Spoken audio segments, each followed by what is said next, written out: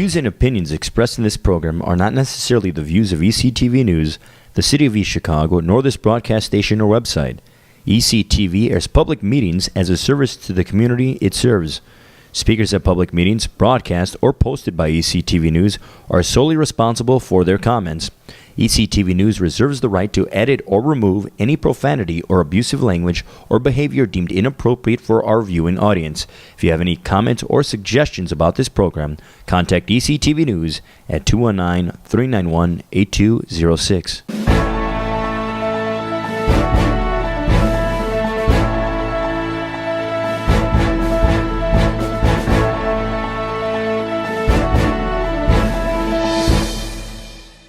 Regular scheduled council meeting for Monday, February 24th, 2014. Please stand for the Pledge of Allegiance. I pledge allegiance to the flag of the United States of America and to the republic for which it stands, one nation, under God, indivisible, with liberty and justice for all.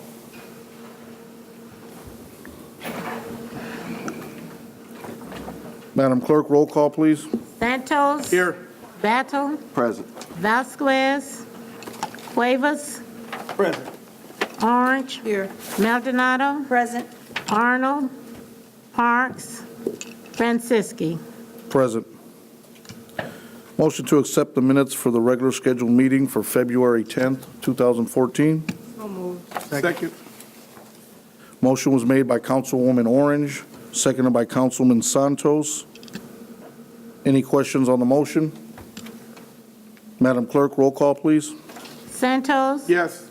Battle. Abstain. Cuevas. Yes. Orange. Yes. Maldonado. Abstain. Franciski. Yes. Motion fails. Madam Clerk, do we have any communications from the mayor? No. Any communications from department heads? Yes, accounts payable warrant report 021214CC. So moved. Second. Motion was made by Councilman Cuevas, seconded by Councilman Battle, to accept accounts payable warrant report 021214CC. Do I have any questions on the motion? Madam Clerk, roll call, please. Santos. Yes. Battle. Yes. Cuevas. Yes. Orange. Yes. Maldonado. Yes. Franciski. Yes. Accounts payable warrant report 022414CC. So moved, Mr. President. Second. Motion was made by Councilman Santos, seconded by Councilman Cuevas, to accept accounts payable warrant 022414CC. Do you have any questions on the motion? Madam Clerk, roll call. Santos. Yes.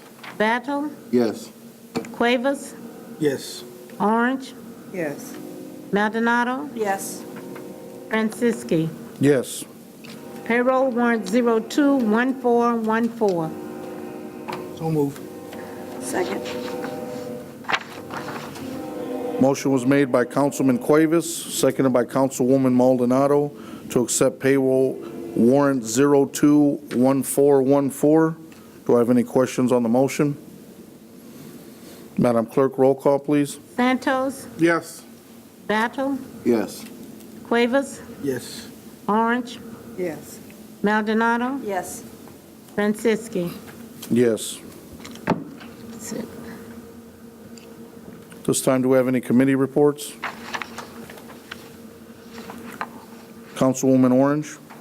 Mr. President, the Finance Committee did meet on the board appointments last week, and we discussed each one of the applicants, but our other colleagues did not get a chance to pick up the resumes from the clerk's office, so they were put in their packet late, so we wanted to give them enough time to be able to look over the resumes that was put into the packet. Okay, very well. Before the end of the meeting this evening, I will call a special meeting for the board appointments. I'll let you know. Thank you.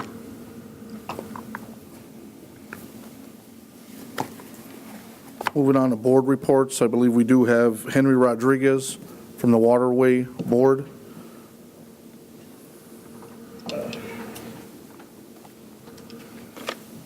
Good evening, Henry Rodriguez, Board Appointee, Council Board Appointee to the Waterway Management District. Just a couple of dates right now. Tentatively, they're going to start dredging again starting May 8th, weather permitting.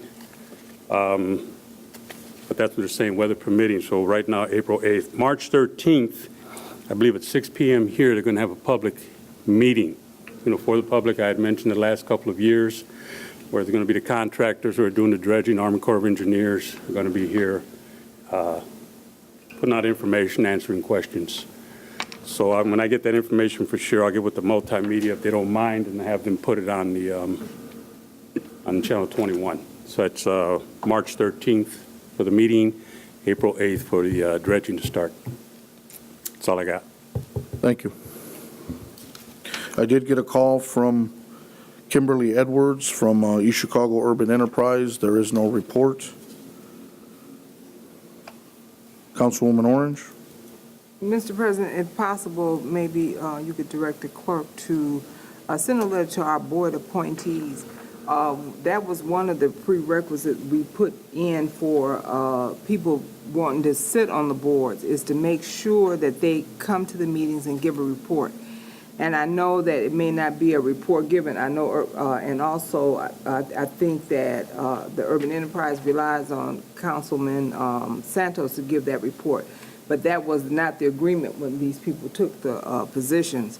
And at first they were coming pretty regularly. Mr. Rodriguez is the only board appointment that comes on a regular basis, him and Wanda Gordias. And we need them to be here to give us, we shouldn't, I know Subway is opening, everybody's passed by there, but that's part of the report of the Urban Enterprise. That should be, what was the update with that, and some other things that we need to know. So I'm asking that board members attend those, come to the council meeting. We only ask you to come once a month. Even if you have no report, say, we didn't accomplish anything, there's nothing going on. But if we appoint you to these positions, you must come to the council meeting and give a report, or you should not be on there. And from now on, I think that we need to be either asking them back for their seat if they're not going to show up to the meeting. Thank you. Madam Clerk, do we have any ordinances on first reading? No, Any ordinances on second reading? no. Any ordinance on third reading? Yes, 14-0001, sponsor Mayor Anthony Copeland, appropriation ordinance. We'll move to first and second. It's on third, Oh, it's on Third, third. yeah. Council. Second. My agenda says on first reading, so. A motion was made by Councilwoman Orange, seconded by Councilman Cuevas to hear ordinance 14-0000001 on third reading. Any discussion on the motion? Madam Clerk, roll call to adopt ordinance 14-001 on third and final reading. Santos, Yes. Battle, Yes. Cuevas, Yes. Orange, Yes. Maldonado, Yes. Franciski. Yes. Do we have any resolutions? No, Do we have any old business? no. Do we have any new business? Mr. President, Councilman Santos? Mr. President, I asked the Water Department Director to attend tonight's council meeting because I had some questions. If he could approach the podium, please.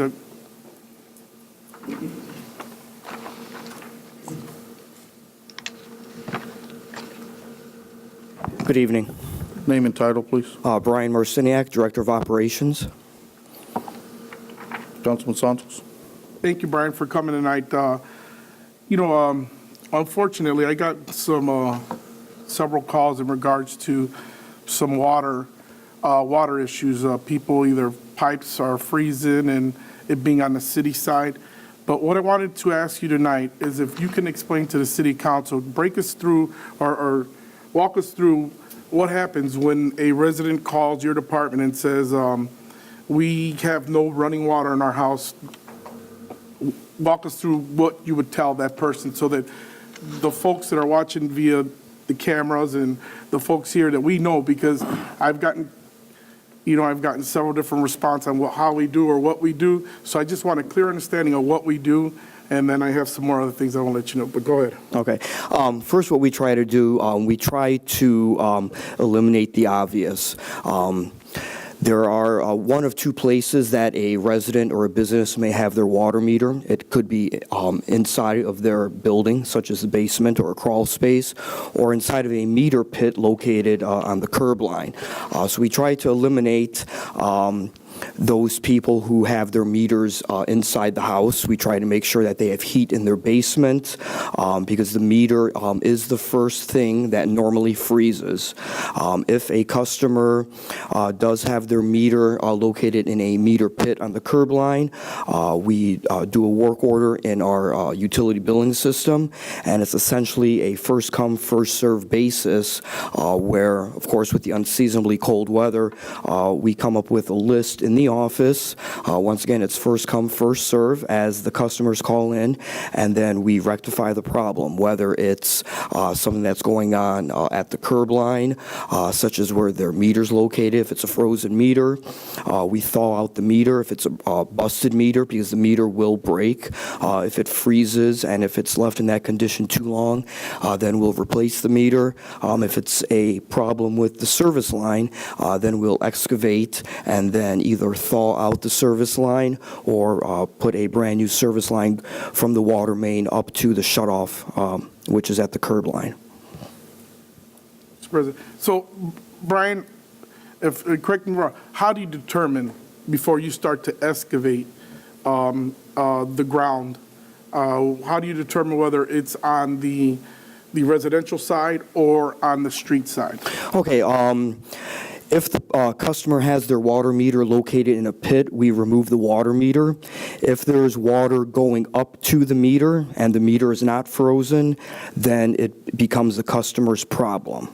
If we remove the meter and there's no water coming up to the meter, or if there is, we check the meter to make sure that the meter's not frozen. But if there is no water coming up to the meter, then it is our problem. Okay. Now, so that we understand each other. If I'm a resident and I call and I say I have no running water in my house, they'll come out, your fellows will come out, they'll look at my line, they'll say, okay, it's, here. So nobody should really be determining at that point whether it's on the resident side or it's on the city side. I mean, at that point, they should probably be digging to where the box is at and making sure that there's running water. There shouldn't be any conversation as far as an employee telling a resident that, well, the problem's on your side, you need to have your pipes shocked or whatever, and that's a whole nother thing. And the reason why I asked, because we ran into that problem where a resident had their lines, they were getting no water. The resident was 100% right in saying that it's not my line. Mm-hmm. Because when the guys came out, they told him, hey, it's your line that's frozen inside the house. It's not on the city side. And this was 2 houses down from my neighbor. And he kept telling me, he goes, Adrian, it's not in my house. I checked all my lines there. The problem isn't. So then 2 days that went by, him thinking that it was in his house, and the problem wasn't in his house. It was actually on the city side, and it was actually really further. It was on the other side of the street where the actual freezing or the line froze.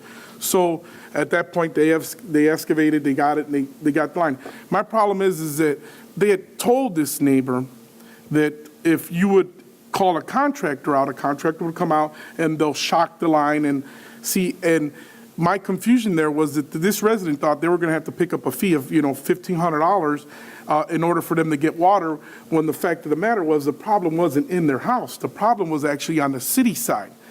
With that all being said and done, the city went ahead and they knocked the street down, they broke it up, they excavated it.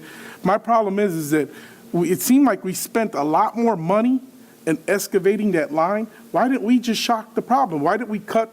Because I was out there through this whole ordeal. They cut the line from where the water's coming, and they figured out, okay, it's not on the residential side, it's on the city side. So why at that point did we not shock the pipe from where we cut the pipe, where it's not going to disturb? And I got a response from an employee that said, well, we don't want to cause any damages, you know, as far as electrical damages or any damages to anything in the house. Well, I says, well, if we cut the line, there's actually going to be no current going to the residential side. It would just be in the line where it's froze. So why don't, it seemed like we would have saved a lot more money shocking the line opposed to excavating. Then we had to excavate from the sidewalk all the way across the street, dig it all up with the manpower, it being a weekend. So I was thinking about it, you know, and thinking, man, that's a lot of money we wasted. Why didn't we just call a contractor or have somebody shock the line and we would have got running water?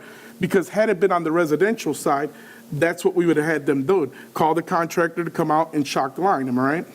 Correct. With the unseasonably cold weather that we've been experiencing this wintertime, we've definitely seen a lot of things going on with people's water lines and water meters that we have not seen in the last 20 years.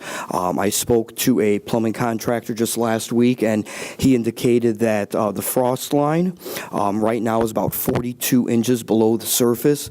He said that he's not seen that in the last 20 years, since the last time that we've had this deep freeze or the polar vortex. So this definitely has been a learning experience for us, and we have been encountering things that we have not seen in a very long time. So as we move forward, are we going to be calling contractors out to shock the line opposed to excavating the whole entire street? And are we going to move forward in that direction? Because when I mentioned it to the guys, they said we don't have the equipment. The city isn't equipped to do something like that. So I'm assuming that there's contractors and plumbers out there that do it all day. Are we going to be calling plumbers to do that so that we can get people water as soon as possible? Because I'm assuming that that's probably the fastest way to get somebody water. Shocking the line. Since we've encountered your neighbor several doors away from you, we have encountered people with the same problem, and because we've learned from your neighbor, we know exactly where to excavate, because there were a couple more people in the area that had the same problem in the same place. Yeah, and that's exactly why I had you come here tonight, because you know, down the block, a half a block down, we have another neighbor with the same issue. And it seemed like when they went to him, it wasn't so much of them asking where the freeze was at. Now it was, well, you know, Adrian, the pipes or the line is froze, so why don't we do this? Can we see if their partner, or if they have a good relationship with their neighbor, and that we could run a line from the neighbor's house to their house and not charge them the water until the city, because obviously there's a lot of people that are may be having these issues at this time, and we can get them some running water, and then we'll come back and dig it up and we'll put the line the way it needs to be. I think and this is where I'm lost at, as far as the steps. How are we going to go forward, moving along with steps? That should probably be a step that if we go to a residential house and they have no running water, then we say, okay, and we have a list of people on the first call that we got to get people some running water. And if it means running a line to your neighbor who you have a good relationship with, because my neighbor would ask me to absolutely, I said, go ahead, run the line so that he can get running water. And I know that they did that in another house. And we've actually done that several times ever since that first incident. Okay, so that's going to be a part of a procedure now as we move forward. Okay, now, I got another call this weekend. I have a business owner here in the city of Chicago. He said he hasn't had water in 4 weeks. 4 weeks. That is disturbing. That is really disturbing.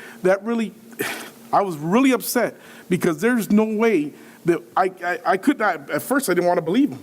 I said, 4 weeks you don't have running water? That is unheard of for us to have a business owner with no water for 4 weeks. And I didn't know what to tell him. I was baffled when he told me that he hadn't had water in 4 weeks. I really didn't know. And I says, well, I started thinking about, I lose water for 2 days. I don't know what I'm going to do. This guy ain't had water in 4 weeks, Brian. That is unacceptable. Unacceptable. And I don't know if you're aware of the issue or if you know the business owner that has this issue. And he's made suggestions before, because this obviously has been a problem with his business before. And he said he's made some suggestions to the water department on how to probably rectify the problem. We're giving him some ideas of moving that box maybe inside opposed to outside. And every year, he says, Adrian, I go through this every year. I got no water. It freezes up, and then we're back at square one. I mean, and I believe him because he was very frustrated. But, I mean, there's got to be a better way, Brian. That is unacceptable for somebody. Until this day, till today, I spoke with the gentleman. He has no running water. I understand that there should be a priority, too, that whether it's residents and business, there should be some type of priority. But I'm at a point that I believe, and I spoke to the administrative side, spoke to some people in the mayor's office, and the mayor assured me, and his administrative side assured me that, Adrian, they can use contractors. I mean, if there's so many people that are on this list that we can't get to, that we need to start using contractors, and that's what we need to start doing. We need to start getting, because it's unacceptable that a person has no water for 4 weeks. I'd ask you to put yourself in that situation where you wouldn't have water for 4 weeks, and I'm sure you deal with water, you know how important it is. And, you know, I don't know. I don't know the answer you're going to give me. I'm hoping that when this meeting's over, you can say, that guy's going to have water tomorrow. That's what I want to hear. And I'm sure that's what he wants to hear. But 4 weeks with no water is unacceptable, Brian. It's unacceptable. Well, I definitely agree, and I believe in the back of my mind, I think I know who you're talking about, and we can discuss that afterwards. But, you know, we advise all of our residents and our businesses to keep their water running. You know, moving water inside of a water line, and, you know, if it keeps your water lines and your water meters from freezing, you know, we understand, you know, that they're, you know, that may increase your water bill slightly, but, you know, that may prevent the hassle that this person that I'm thinking of is going through right now. And if that is the person I'm thinking of, they've had, I believe we've been out to that location at least 4 or 5 times thawing out their meter because they do not leave their water running because they don't want a high water bill. So, but we can discuss that after the meeting. And one more thing, Brian. Are we moving forward with contractors? Here, how many people do we have on the list as of today? I know we had it warmed up, so we're hoping that a lot of people that did. How many people do we have on that list as of today with no running water? With no running water would be, as of today, it's less than 4. Less than 4 people? Yes. And in that, can you say, what are how many days in them 4 people had no running water? That I don't have that information on this list. See, and that's the scary thing. I'm hoping that it's only been a day or 2, but once it starts getting past 2 days, that's unacceptable. I truly believe that's unacceptable. I believe that there's got to be a better way of us getting these folks water. I understand with the polar vortex and this unseasonably cold weather that we've had, there has to be a better way, whether we call a contractor or whether we get somebody out there, but we have to get people water. I mean, you know, there's just no way, and I see that there's been some fixing there where they ask the neighbor, maybe you can ask your neighbor, we can connect the line, but yeah, I mean, your department has to work on fixing that, because people with no water for 4 weeks, 4 days is unacceptable. For me, 2 days, you know, is unacceptable. And what really really upset me is that the problem was on the city side, and my neighbor wasn't offered anything. Nobody said, hey, we're going to bring you some water. Let me bring you a truck of water. Let me do something for you. He's coming to my house, and I have no problem giving him buckets of water so that he can have water. But nobody said, hey, let me bring you a case of bottled water. I know that the problem's on us. We're working as hard as we can on fixing this issue, but let me help you. Let me get you some gallon jug water, something. They didn't offer them anything. And they were kind of at a loss. And I had to hear it every day. And that's what they elected me, to hear these complaints. And I heard the complaint, but I'm thinking that we have to have a better way. There has to be. And like this guy that's waiting for 4 weeks, please, let's get that taken care of, whether we got to call a contractor or whatever. There should be nobody in the city going without water for 4 weeks. I don't know how my other colleagues feel, but I think that is unacceptable. And we should not have people without running water for 4 weeks. Whether they're running the water or not, 4 weeks. All right, thank you. Councilwoman Maldonado? Brian, I didn't quite hear your answer with respects to what's going to happen with that business. So as of tomorrow morning, what's the city going to do to help that business get water? Because I'd hate to lose another business in the city, so what are we doing? After the meeting, you're more than welcome to join Councilman Santos and myself in a discussion after the meeting, because I want to make sure that we're both speaking of the same contractor, and then it will be addressed tomorrow. Tomorrow morning? Yes. Okay. Thank you. Thank you. Councilwoman Orange? So you're saying that the business, if they had ran their water, they wouldn't have had that problem? That's not a 100% guarantee. It helps to alleviate some of the problems that we see with frozen water meters or frozen service lines. Okay, so just a quick question. If Councilman Santos didn't call you tonight, the man wouldn't have water for another 4 weeks? You guys were busy addressing it. I don't care who it is. It doesn't make me difference whether it was the Burger King or McDonald's. It doesn't make any difference. It doesn't make any difference whether it was a citizen. So if he hadn't called you, you guys weren't going to fix the man's water? I didn't say that, but, once again, I need to discuss with Councilman Santos. What I'm saying, Brian, is that that's what you're implying.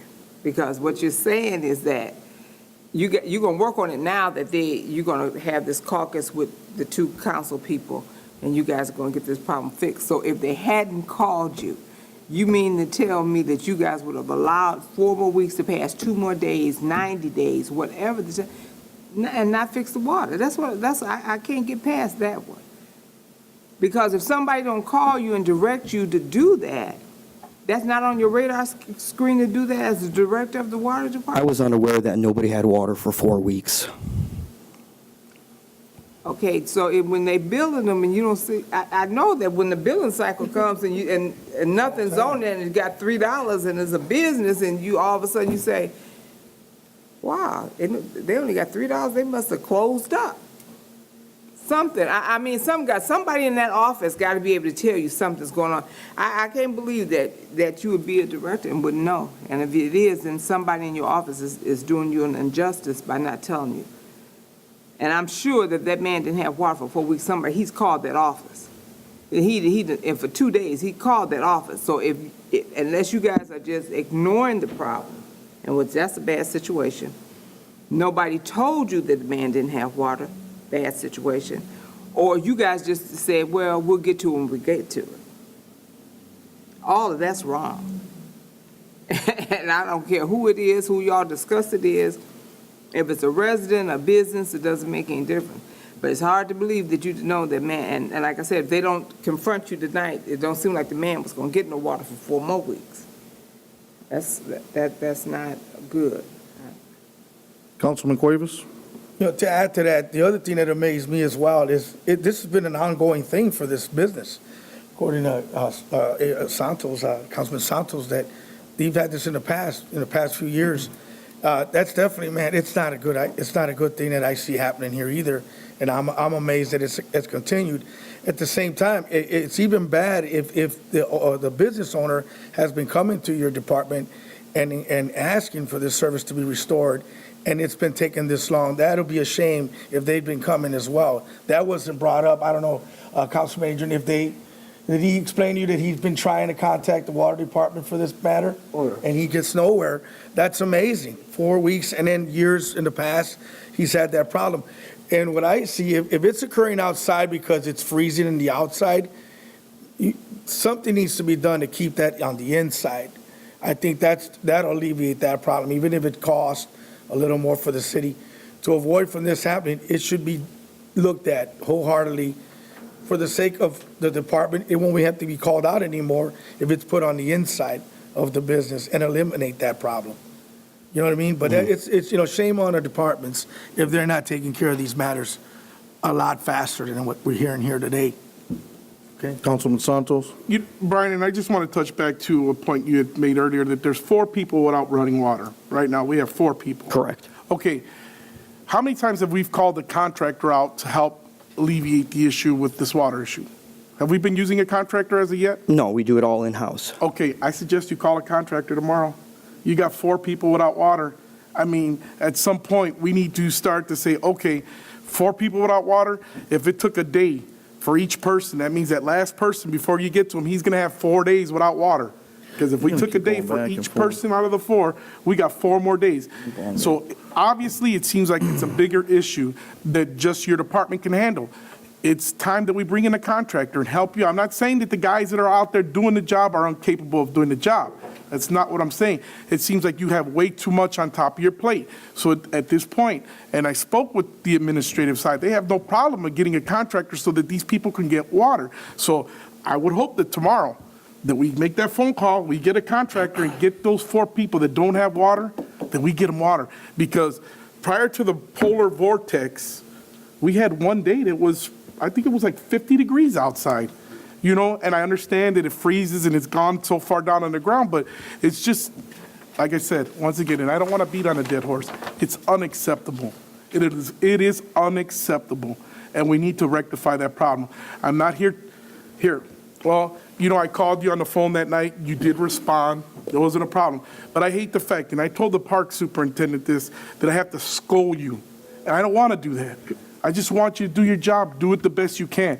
And when we got people in the city of East Chicago that they don't have water for 4 weeks, man, come on.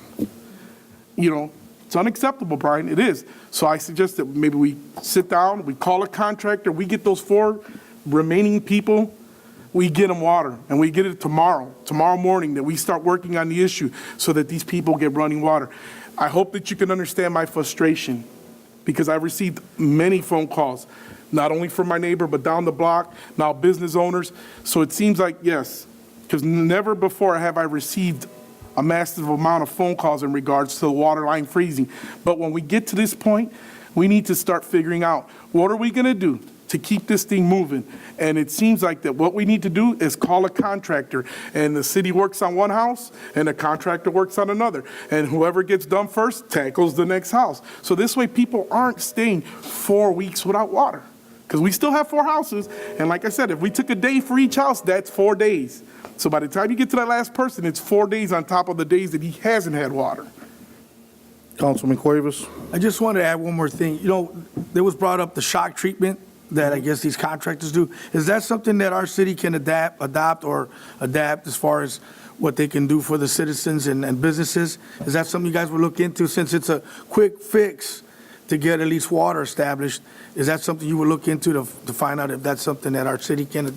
I'm not sure of the exact scope of Yeah, I'm not sure of it of the either. process. I mean, I understand the process, but I'm not sure, you know, if you need, you know, some sort of electrician to actually, you know, do the actual work itself, or if you can train, you know, for example, I don't want to use the word unskilled, but, you know, we're not electricians and we're not plumbers either. You know, if you can train, you know, the ordinary person to do that process. I was just wondering if you would look further into that. Maybe Sure. it's something you guys can use, you know, to help alleviate these problems.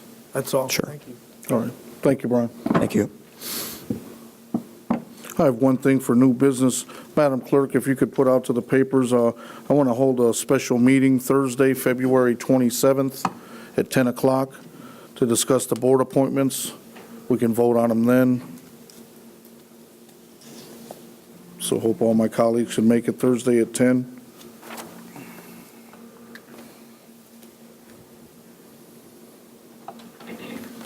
This time, we're moving on to public expression.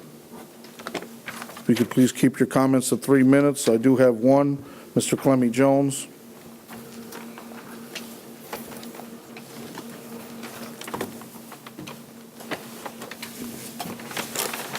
Good evening, ladies and gentlemen, council. Well, I have one complaint. I got racial profile Wednesday by the chief of police. I left Striking Van Tills, come out at Chicago Avenue, went across the railroad tracks, the overpass, got to the bottom of the hill. This car comes out. turns in the left lane. I'm in the right lane. The light is green for me going through. The light is green for the traffic going the other way.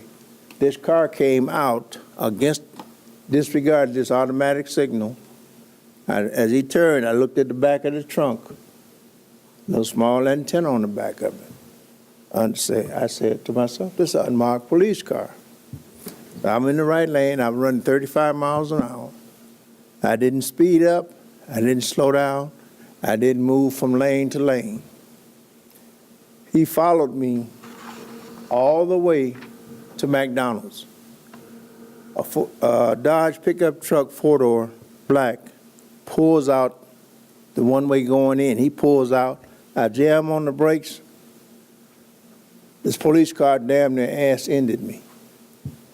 He put his lights on then. I just pulled to the side, rolled the window down, put both hands on the steering wheel. So I didn't want him to say I was reaching for nothing and I was putting up something. Then he tells me, says, I clocked you doing 55 miles an hour and 35 miles on. I said, officer, no, you didn't. I said, I seen you when you came out of that side street there. Do you think I'd be that stupid? I said, I wasn't speeding. I wasn't going any place in a hurry. I was 1 going minute, over sir. here. There's only one person here tonight, sir, so it might take a little longer. The thing of it is, you only got one person to speak. That's now, fine. You got your I 3 called the minutes. mayor. The mayor said he was get back with me. I told the mayor, I don't want this guy to call me on my phone. I want him in his office, and I want an apology. Since he didn't do it, that was Wednesday. I intend to sue. Thank you. Thank you. That ends public expression. Motion to adjourn. So moved. Second. Motion was made by Councilwoman Orange, seconded by Councilman Battle. Madam Clerk, roll call, please. Santos? Yes. Battle? Yes. Cuevas? Yes. Orange? Yes. Maldonado? Yes. Franciski? Yes, good night.